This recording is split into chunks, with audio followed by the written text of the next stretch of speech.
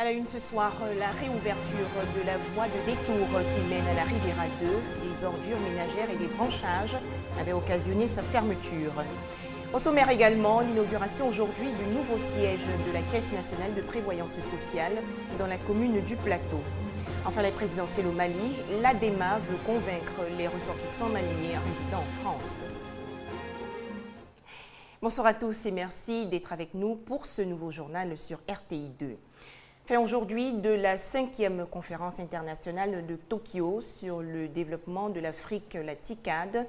Les travaux ont porté sur l'accroissement des investissements privés japonais en Afrique. Hier dimanche, le Japon a annoncé une aide de 750 millions d'euros sur 5 ans pour aider à stabiliser la région du Sahel. L'objectif étant de rassurer les entreprises nippones tentées par le marché africain.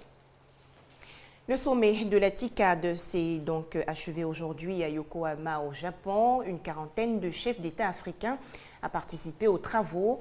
Le président de la République, Alassane Ouattara, a exposé sur les solutions pour les initiatives et efforts régionaux à travers 3 défis majeurs à relever. On écoute le chef de l'État ivoirien. Je pense notamment à la réforme du Conseil de sécurité. Pour notre part, relever ce défi, la TICAD devra appuyer résolument l'Afrique dans sa recherche d'une meilleure représentativité du continent dans cette instance internationale.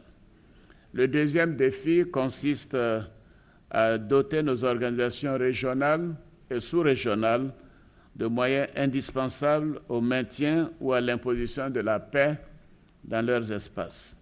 La situation au Sahel et en particulier la crise au Mali est un exemple du besoin de soutien et de partenariat stratégique.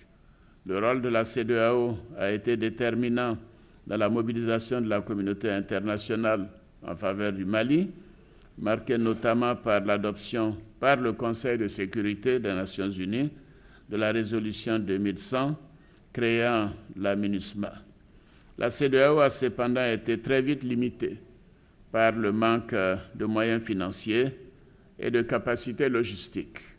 L'Union africaine a été pour sa part également confrontée aux mêmes difficultés et la TICAD pourrait ainsi constituer un cadre pour mobiliser les ressources financières et nouer des partenariats stratégiques profitables à nos armées et à nos organisations. Voilà, c'était le chef de l'État Alassane Ouattara qui adresse également au nom du peuple ivoirien ses félicitations à son homologue italien Giorgio Napolitano pour la célébration de la fête nationale de l'Italie. Un nouveau siège pour la Caisse nationale de prévoyance sociale, la CNPS. C'est une construction bâtie sur une superficie de plus de 23 000 m² dans la commune du Plateau. L'inauguration de l'édifice s'est déroulée aujourd'hui en présence du Premier ministre Daniel Kablan-Duncan représentant le chef de l'État. Le reportage de Hamza Diaby. Un ensemble immobilier flambant neuf pour une CNPS qui rime avec dignité et droits humains. Son nom, la prévoyance. Le tout nouveau siège de la Caisse nationale de prévoyance sociale, logé au cœur du centre des affaires, a été officiellement livré ce matin. C'est le lieu de féliciter l'ensemble des responsables de la CNPS pour cette politique de construction ou d'acquisition immobilière qui permet de marquer sa présence. En effet, le système de protection sociale de notre pays devra, entre autres, être participatif, transparent, efficace et surtout accessible aux groupes les plus vulnérables. 209 bureaux, salles de conseil, auditorium, infirmerie, restaurant, en somme un bâtiment qui offre de nombreuses commodités. La nouvelle réalisation offre également des magasins et une galerie marchande, ce qui rapportera plus d'1 milliard de francs CFA par an. La superficie du terrain, objet de la réalisation de ce complexe, est de 23 541 m². La mise en valeur partielle de cet îlot par la réalisation du siège sur une superficie de 8100 m² tout seul, comme nous l'envisagions dans le projet initial, présentait un seuil de rentabilité faible. Il fallait donc penser à ajouter un immeuble de rapport pour améliorer le taux de rentabilité de l'investissement et occuper utilement l'espace. En Côte d'Ivoire, 85 à 90% de la population ne bénéficie d'aucune couverture sociale. Un défi à relever pour la Caisse nationale de prévoyance sociale. En bref, la Cour pénale internationale ajourne la décision de confirmation des charges pesant contre l'ex-président Laurent Gbagbo. Les juges réclament aujourd'hui des informations ou des éléments de preuve supplémentaires de la part du procureur d'ici au 15 novembre prochain. La voie de détour qui mène à la Riviera 2 est ouverte aujourd'hui. Elle avait été momentanément fermée en raison des ordures ménagères et des branchages qui avaient bouché les buses métalliques, ce qui avait déstabilisé la voie tracée par l'Agence de gestion des routes qui invite les populations à ne pas jeter les déchets sur cette voie. Pourquoi faut-il adopter la bonne gouvernance en Côte d'Ivoire? Quelles en sont les retombées pour les entreprises? Autant de questions au centre de la conférence de presse organisée par le Centre africain d'expertise en gouvernance des organisations. Les échanges se sont déroulés à la Maison de la Presse le 31 mai dernier. 45 pays dont la Côte d'Ivoire ont été répertoriés dans le rapport 2013 sur les bonnes pratiques de promotion de la gouvernance et de la responsabilité sociétale. Une distinction au cœur de la conférence de presse tenue par le Centre africain d'expertise en gouvernance des organisations. Selon le CAGO, la bonne gouvernance est un outil essentiel pour améliorer les performances de l'entreprise. Cet instrument va permettre l'accroissement des investissements, une croissance durable, les bons rapports humains et la bonne gestion de l'image de l'entreprise. Et l'entreprise est jugée plus par rapport à ça que par rapport à ses résultats financiers qui sont certes importants. Mais de plus en plus, on va demander aux entreprises de publier aussi des informations concernant leurs performances, qui ne sont pas des performances financières, mais des performances sociales, performances écologiques, d'autres types de performances. Ça veut dire qu'on ne regardera pas seulement les bilans financiers pour vous donner un prêt, mais on regardera aussi votre profil de gouvernance pour vous donner. Le Centre africain d'expertise en gouvernance des organisations a également invité les chefs d'entreprise de Côte d'Ivoire à gérer leur structure selon le Code ivoirien de gouvernance d'entreprise et de responsabilité sociétale. Des moyens pour financer les activités des femmes de Taï et de Tabou dans l'ouest de la Côte d'Ivoire. Mais pour que le projet soit porteur, il faut d'abord alphabétiser les bénéficiaires. Explications et détails avec Ami Kanga. L'alphabétisation des femmes des zones rurales de Taï et Tabou est un facteur important pour booster leur activité et les rendre plus autonomes. Après la validation des modules, 60 animateurs endogènes leur apprendront non seulement à lire et à écrire, mais aussi l'hygiène, le droit et la cohésion sociale. Toutes choses qui permettront à ces femmes de mieux gérer leurs activités et apaiser les tensions communautaires. C'est vrai qu'elles savent certaines choses, mais il faut toujours répéter, sensibiliser, faire des campagnes d'information, de sensibilisation, de proximité pour réveiller en elles des réflexes, pour avoir un changement de comportement. Les femmes ont payé le plus lourd tribut dans cette situation qu'a connue la Côte d'Ivoire. Il s'agit pour nous, à travers le Conseil danois pour les réfugiés, d'amener ces femmes-là à sortir de leur précarité.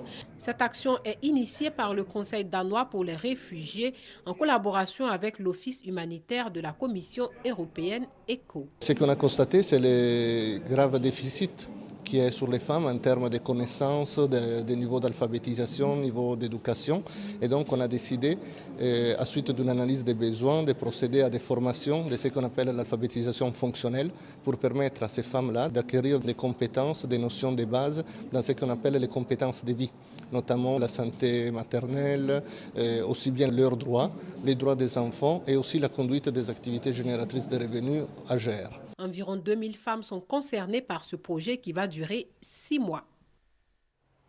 L'Alliance pour la démocratie au Mali, l'ADEMA, veut convaincre les ressortissants maliens résidant en France pour les élections présidentielles de juillet prochain. Elle annonce sa campagne à Kidal, dans le Nord Mali, zone occupée par le mouvement national de libération de l'Azawad.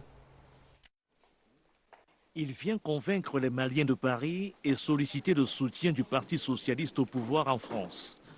C'est un moment crucial de la campagne du candidat de l'ADEMA à la présidentielle du 28 juillet. Draman Dembélé se montre particulièrement offensif. Sa cible, le Mouvement national de libération de l'Azawad, qu'il considère comme un réseau de criminels. Les MLA n'est pas synonyme de Touareg. Il faut faire le distinguo. Il y a un groupe qui a estimé pour faire prospérer l'économie criminelle. Moi, je crois fortement que cette crise identitaire a été suscitée pour faire du business. C'est l'économie criminelle, c'est les narcotrafiquants. Draman Dembélé assure qu'il ira battre campagne à Kidal, ville contrôlée par le MNLA. Le candidat de l'ADEMA dénonce la chasse à l'homme noir qu'aurait engagé, selon plusieurs témoignages, la rébellion Touareg dans son fief. Il y a des éléments du MNLA qui ont séquestré 8 Maliens parce qu'ils ont la peau noire.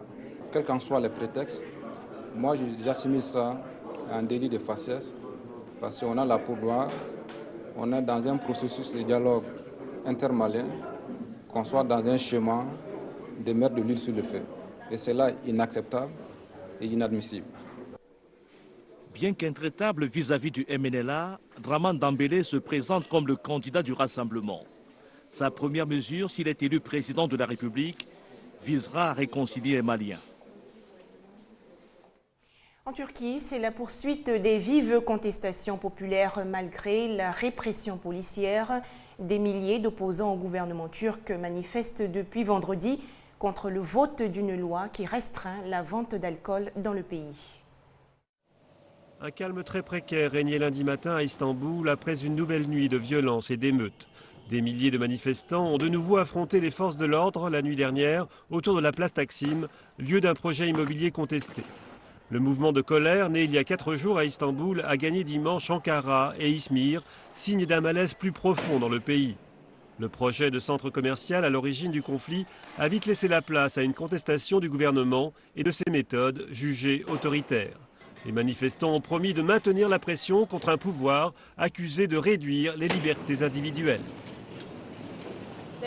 Ils veulent continuer, ils veulent manifester. Ce n'est pas une question de centre commercial ou d'arbres à préserver. C'est une réaction à la politique du Premier ministre Erdogan. Des centaines de manifestants, dont de nombreuses jeunes femmes, ont été arrêtés dimanche par la police, critiqués pour sa brutalité. Ce n'est pas une bande de pillards qui va me faire reculer, a affirmé le Premier ministre turc, qualifiant les manifestants d'idéologues et d'extrémistes. Le principal parti d'opposition joue un rôle actif dans ces événements. Il a toujours agi en collusion avec les extrémistes. Mais dans notre pays, on a le droit de manifester pacifiquement si l'on n'est pas d'accord. Offensif face à l'opposition, le Premier ministre s'est envolé lundi pour une tournée de 3 jours au Maghreb. Un départ qui ne risque pas de calmer les choses. De nouvelles manifestations étaient annoncées dans les grandes villes du pays, avec de nouveaux face-à-face entre manifestants et policiers à Ankara et Istanbul. Plus d'une centaine de personnes ont péri aujourd'hui dans le nord-est de la Chine dans l'incendie d'un abattoir de volailles. Les causes du drame ne sont pas encore établies.